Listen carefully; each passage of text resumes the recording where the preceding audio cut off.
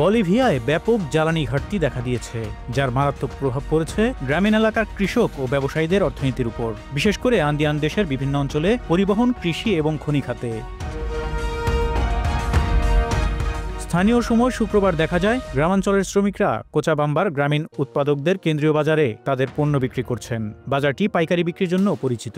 দেশের বিভিন্ন বাজারে সরবরাহ সংগ্রহের জন্য অপেক্ষা করতে দেখা গেছে ট্রাক চালকদের। গ্রামাঞ্চলের একজন শস্য উৎপাদনকারী রোকসানা ফ্লোরেস বলেন, জ্বালানির সমস্যার কারণে খুব বেশি সবজি আসছে না, এ কারণেই এই বাজারে দাম বাড়ছে। বলিভিয়ায় জ্বালানির ঘাটতি আরও খারাপ পর্যায়ে পৌঁছেছে, যার প্রভাব সরাসরি পড়েছে গ্রামীণ এলাকা থেকে শহরের বাজারে তাদের পণ্য পরিবহনের জন্য লড়াই করা সবজি উৎপাদনকারীদের উপর। ডিজেলের সীমিত প্রাপ্যতার কারণে পরিবহন কোম্পানিগুলির পরিচালন ক্ষমতা হ্রাস পেয়েছে বলে জানা গেছে। কিছু কোম্পানি তাদের সম্ভাব্য ক্ষমতার 40 থেকে 50% মধ্যে কাজ করছে। আন্দ্রেস আগুইলার নামের একজন চালক বলেন, আশা করি সবার ডিজেল থাকবে, এটি অপরিহার্য।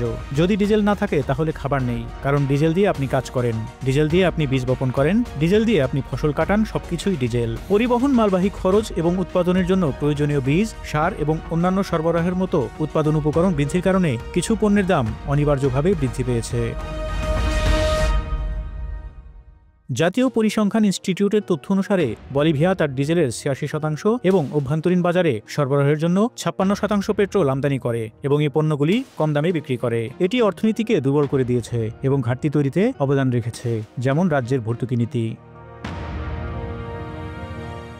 পরিবহন ও শিল্পকে মূল্য বৃদ্ধি থেকে রক্ষা করার জন্য জাতীয় উৎপাদন বৃদ্ধি করতে এবং জনসংখ্যার জীবনযাত্রার ব্যয় কমাতে রাজ্য আন্তর্জাতিক বাজারের তুলনায় পেট্রোল এবং ডিজেলের দাম কমিয়েছে।